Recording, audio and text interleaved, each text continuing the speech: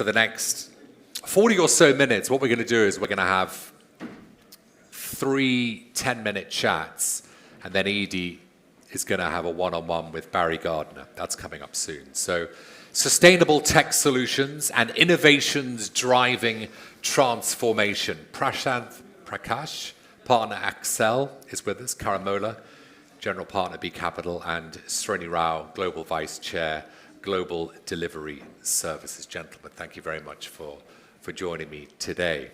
So Prashanth, let's start with the role that India can play right now in sustainable tech innovation and solutions.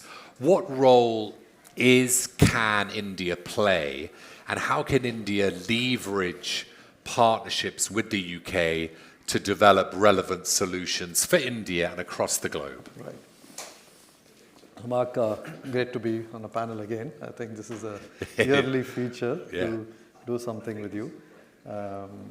So I think there are multiple areas where we could collaborate, and I think, of course, the big one and the one that's more immediate is the whole electric mobility space. Yeah. Right. So in the electric mobility space, there's an accelerated transformation that's happening both in the UK and in India.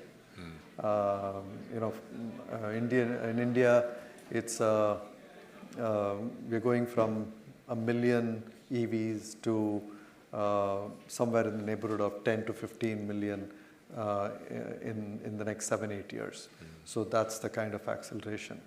There are multiple technologies that need to, and we are talking about a world where China is not the only supplier, right? So if China is not the only supplier, then for multiple, whether it's battery technologies, components, software in terms of battery management systems, vehicle intelligence, software. So there are multiple areas in the EV space. So we can kind of deep dive on some of them later. Yeah. Then you have the whole circular economy space. So where once you have all these batteries, they need to be recycled at end of life. And that's an area where not everything can happen in the home country, right? So for various reasons, we believe a lot of the environmental situations that could emerge in this part of the world may lead to a lot of the processing actually happening in India, right? But the technology for some of the processing can come from here, right? So battery recycling itself can potentially be a 25 billion plus opportunity. Yes. And the entire plastic substitution space. So I think people are pretty much given up on recycling largely. After all these years of working on recycling, only 7% of the recovered material goes back into the into recovery. So I think the whole push is to find materials that would avoid plastic in the first place. Yeah. And I think there's a lot of collaboration in terms of materials, and one of the materials especially for food grade plastic is something that India has a big availability of, which is bagasse.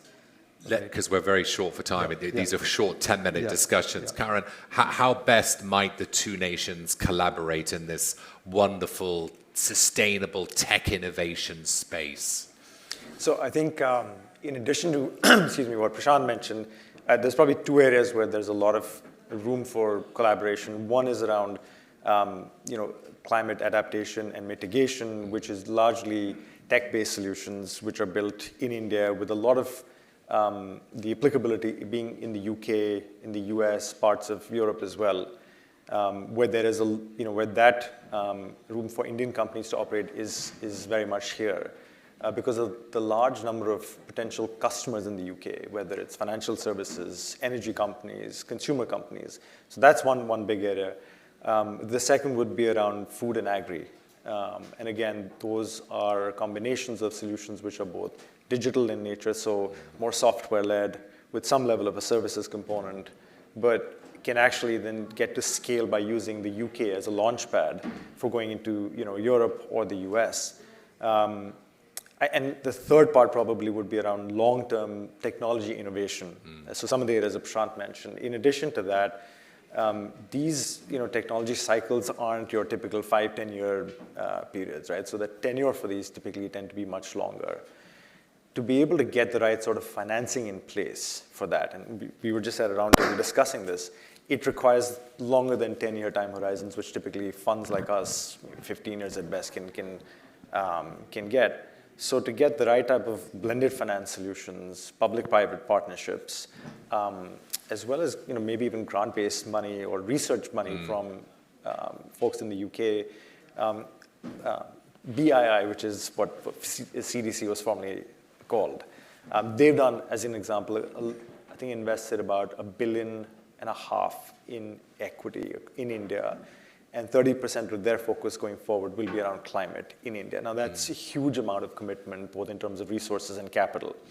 That's a great example that we can all build on. That can be funneled through or channeled through funds, which will then distribute it to different companies. They do a ton of direct investing themselves, but then also then can create different forms of financing, not just equity, because then you need to have debt-based financing for different types of solutions. So I think it's this entire framework that can be used. Some of that's already in place. We've been talking through some of this at different IGF forums, and I think there's been some progress. But I think the UK in many ways is a fairly natural partner to India in this area because it allows for innovation, but also scalability of companies that are coming out of India. I know you've Sri got a lot to say about climate finance, climate tech, but I want to turn to this amazing roadmap that India has to achieve this target of achieving 50% of its energy requirements by 2030 for renewable energy sources. What is this roadmap? It seems to be on the pathway to achieving it. Yes. So as of date, 42% of India's energy source comes from renewables. The dominant part is solar and wind and tidal and large hydro. The two celestial and cosmic blessings that India has is really solar, the sun, and water and tidal and wind energy, really. So I think there is significant potential for innovation in that corridor of solar, wind, and tidal. And this is where there's a lot of innovation that is actually happening in India today. But in terms of public-private, private-private partnerships, sharing of IP, technology, knowledge, there's tremendous potential. So as an example, one of the things that we've been reading about is solar windows. So, the next time you replace your windows, you'll have a transparent solar plaster across that in turn generates its own solar capacity. There's also innovation that's happening in the West around solar panels that actually over a period of time start depleting their contribution because of dust and bird and such activities on those panels. There is technology that's being developed using electrodes that are contactless cleaning of solar panels just so that they're able to function at 100%.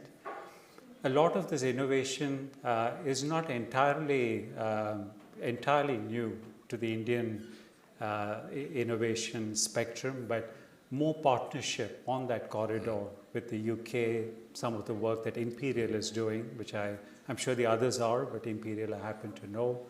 I think that's the kind of innovation that will help us reach the 2030 goal. On finance, I know we've spoken about it previously. I really think India is in a position where we're not really whining about lack of finance at this point. We're obviously public debt and government aid is, you might think, a sine qua non for transforming the India renewables landscape. And the Indian government did 2 very successful serial $900 million sovereign green bond raises earlier this year. But it's really accessing, locating, unleashing the power of the intelligence, the timeless intelligence of private capital, which these 2 eminent gentlemen represent, which is multi-generational in its very nature and construct. I think India has some work to do around improving investor awareness. The renewable sector is seen as a risky sector, so there's awareness, education, information, and such that I think we need to do a lot more.